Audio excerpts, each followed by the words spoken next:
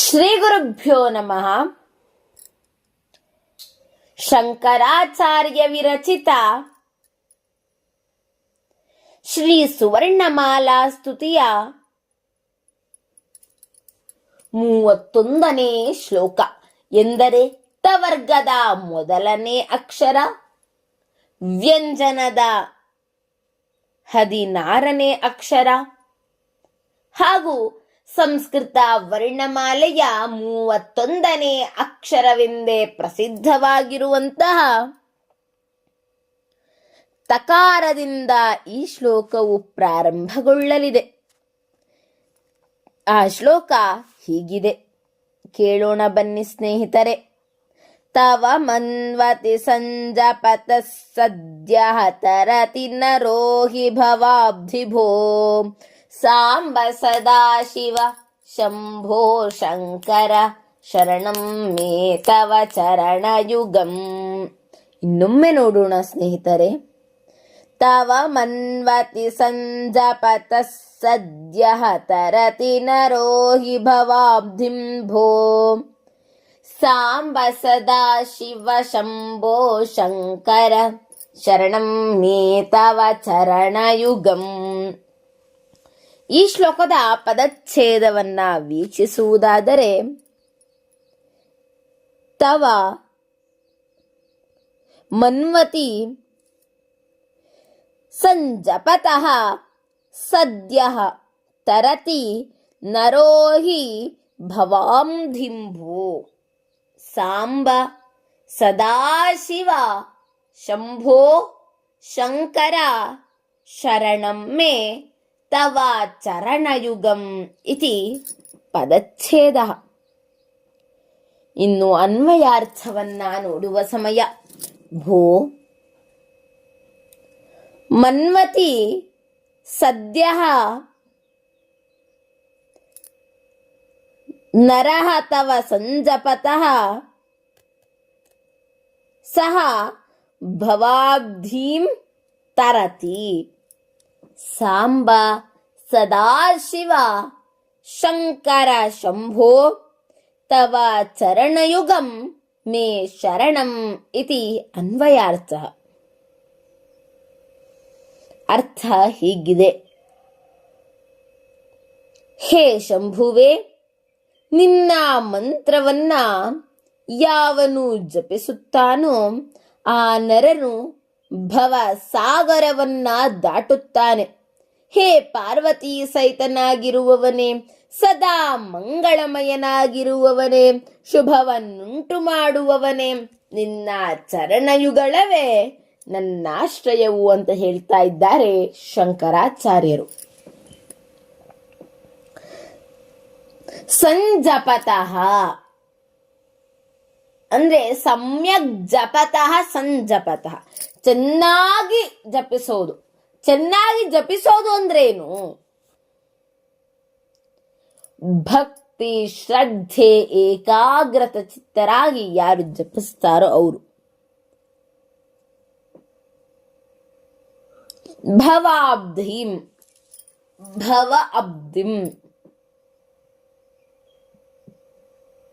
ಅಬ್ಧಿಂ ಅಂದ್ರೇನು? ಅಬ್ಧಿ ಅಂದ್ರೆ ಸಾಗರ. ಭವಾಬ್ಧಿಂ ಭವಸಾಗರವನ್ನ ತರತಿ ದಾಟಿಸ್ತಾನೆ. ತವ ತವ ಅಂದ್ರೇನು ಮೊದಲು ತಿಳ್ಕೊಳ್ಬೇಕು. ಇದು ಯುಷ್ಮ ಶಬ್ದದ ಪದವಾಗಿದೆ. ತ್ವಂ ಯುವಾಂ ಯೂಯಂ ತ್ವಾಂ ತ್ವಾ ಯುವಾಂ ವಾ ಯುಷ್ಮಾನ್ ವಹ ತ್ವಯ ಯುವಾಭ್ಯಾಂ ಯುಷ್ಮಾಭಿಃ ತುಭ್ಯಂತೆ ಯುವಾಭ್ಯಾಂ ವಾಂ ಯುಷ್ಮಭ್ಯಂ ವಹ ತ್ವತ ಯುವಾಭ್ಯಾಂ ಯುಷ್ಮತ್ ತವತೆ. ಇಲ್ಲಿ ತವ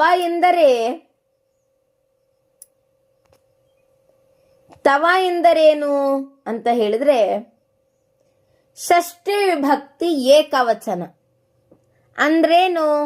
ನಿನ್ನ ಅಂತ ಅರ್ಥವಾಗುತ್ತೆ. ನಿನ್ನ ಎಂಬ ಅರ್ಥವನ್ನ ನೀಡತ್ತೆ. ಅಂದ್ರೆ ಅರ್ಥ ಏನು? ನಿನ್ನ ಅಂದ್ರೆ ಇಲ್ಲಿ ಶಿವನ. ಶಿವನ ನಾಮಸ್ಮರಣೆಯನ್ನ ಯಾರು ಭಕ್ತಿ ಶ್ರದ್ಧಾಪೂರ್ವಕವಾಗಿ ಮಾಡ್ತಾರೋ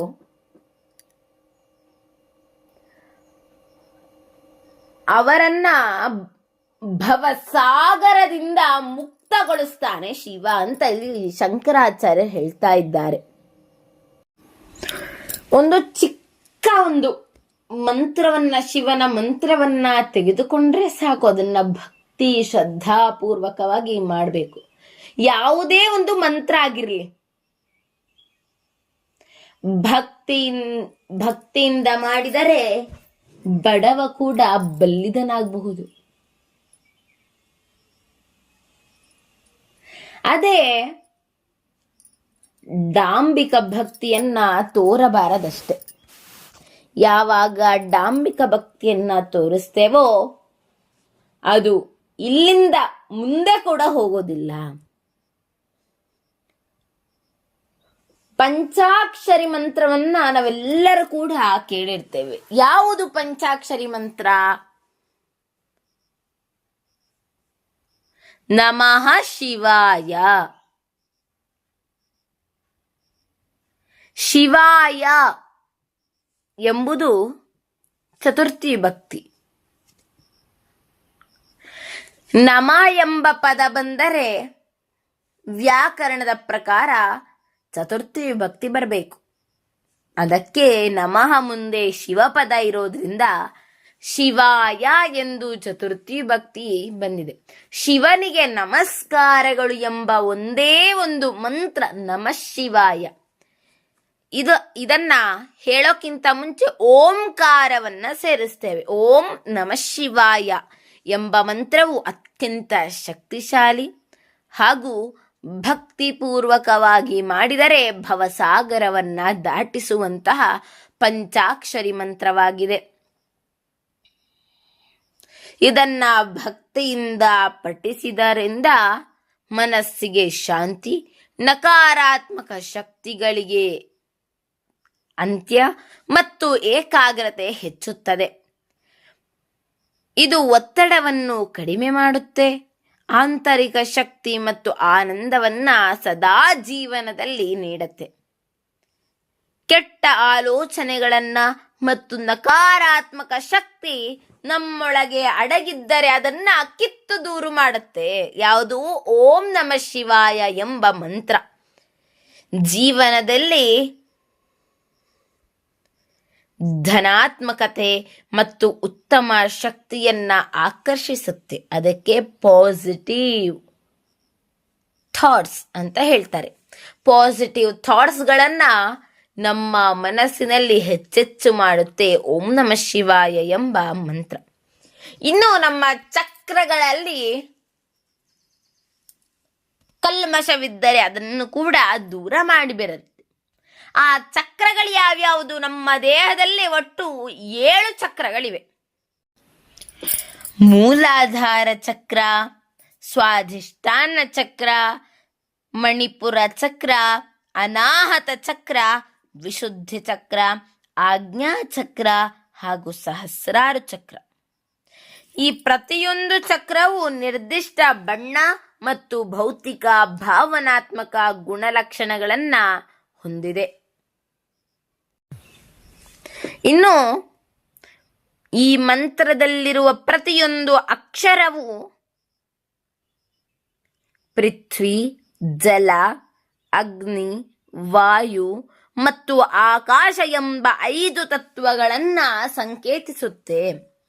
ನಿಯಮಿತವಾಗಿ ಜಪಿಸುವುದರಿಂದ ಗ್ರಹದೋಷಗಳು ನಿವಾರಣೆಯಾಗಿ ಜೀವನದಲ್ಲಿ ಆಧ್ಯಾತ್ಮಿಕ ಜಾಗೃತಿ ಹೆಚ್ಚಾಗಿ ಭವಸಾಗರದಿಂದ ದಾಟಿಸ್ತಾನೆ ಆ ಪರಮಶಿವ. ಅಂತಹ ಕರುಣಾಮಯ್ಯಾದಂತಹ ಪರಮಶಿವನು ಪಾರ್ವತಿ ಸಹಿತನಾಗಿದ್ದಾನೆ. ಶುಭವನ್ನುಂಟು ಮಾಡುವಂತಹ ಮಂಗಳಮಯವಾದಂತಹ ಆತನ ಚರಣಯುಗಳವೇ ನನ್ನಾಶ್ರಯವು ಅಂತ ಹೇಳ್ತಾ ಇದ್ದಾರೆ ಆದಿ ಶಂಕರಾಚಾರ್ಯರು. ಮುಂದಿನ ಶ್ಲೋಕವನ್ನ ಮುಂದಿನ ಸಂಚಿಕೆಯಲ್ಲಿ ನೋಡೋಣ.